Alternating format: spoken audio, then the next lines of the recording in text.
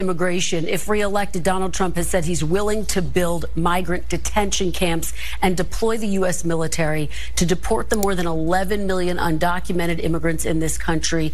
It would be the largest deportation operation in American history. Do you support that plan?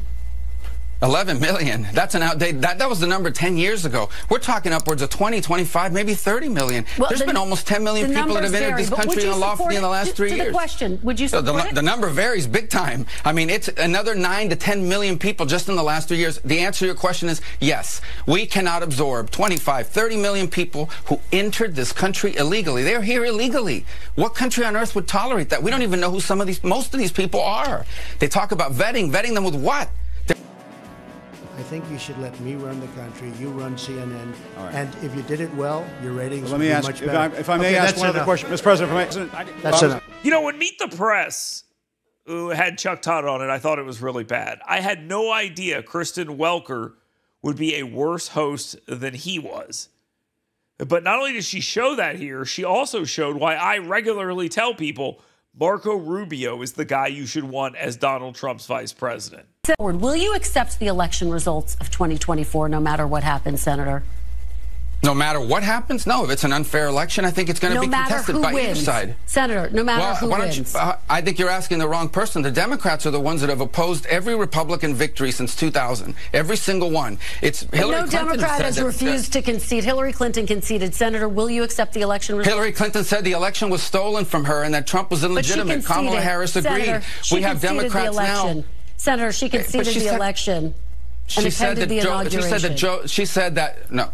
Trump was illegitimate. She said that the election had been stolen. Kamala Harris agreed. By the way, there are Democrats serving in Congress today who in 2004 voted not to certify the Ohio electors because they said those machines had been tampered with. And you have Democrats now saying they won't certify 2024 because Trump is an insurrectionist and ineligible to hold office. So you need to ask them. I think have you ever asked a Democrat this question on your show? I bet you've never asked a Democrat that question. Are Donald Trump's claims undermining Americans' confidence in democracy, given that he has not conceded the last election, and he just said in recent days twice that he won Minnesota, Senator?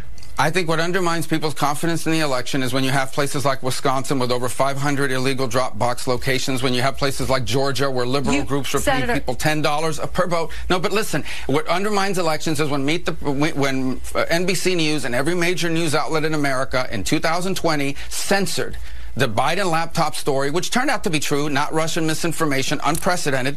Only you couldn't even talk about it on social media. They would deplatform you.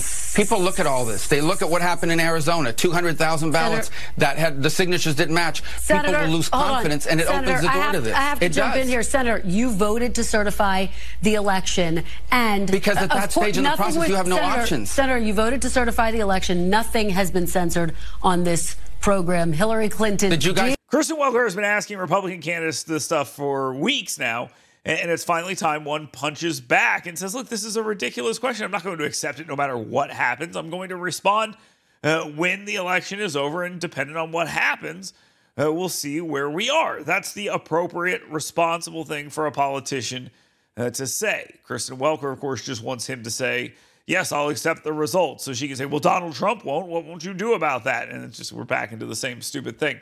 She's not very smart. She's not very bright. And Marco Rubio completely ate her lunch. It's embarrassing, but this is what you should expect from MSNBC, from NBC, and from Meet the Press.